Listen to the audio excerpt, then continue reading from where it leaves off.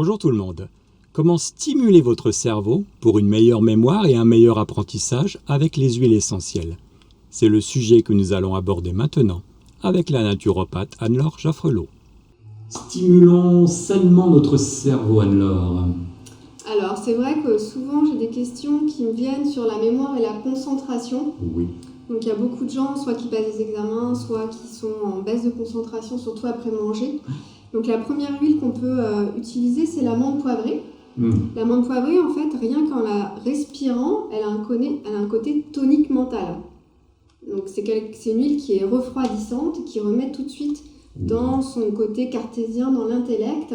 C'est très bien aussi quand on est très émotif, surtout face à un examinateur, par exemple, et qu'on a besoin de retrouver son sang-froid.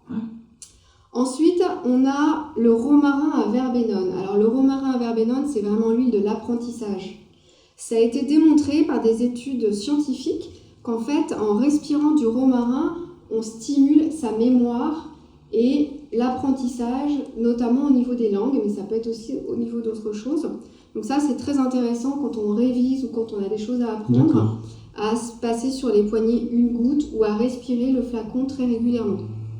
Et la troisième, alors tiens, je te l'ai fait sentir, tu vas me dire ce que tu en penses. Un arrière-goût de réglisse ou... Alors ça, c'est le basilic tropical. Ah, c'est pas celui de la tomate mozzarella. Non, c'est pas du tout celui de la tomate mozzarella.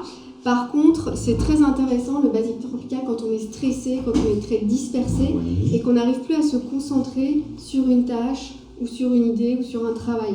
D'accord. Donc il permet en fait de poser et de retrouver comme ça de la concentration et de la mémoire très facilement.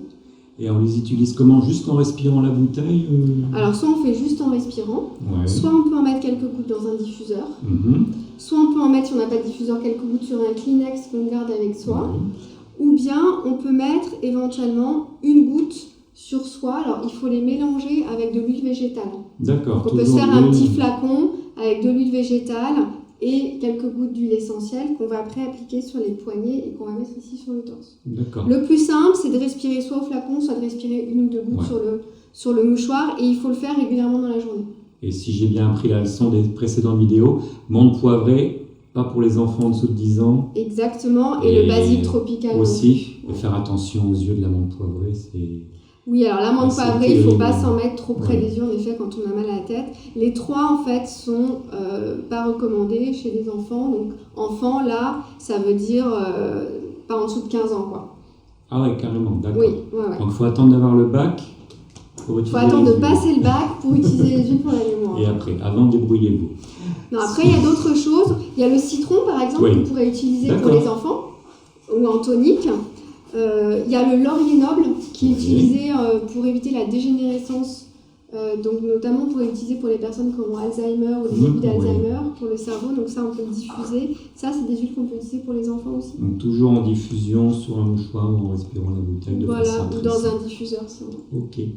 Merci beaucoup Anne-Laure. On se retrouve prochainement pour d'autres recettes. Prenez soin de vous. À bientôt.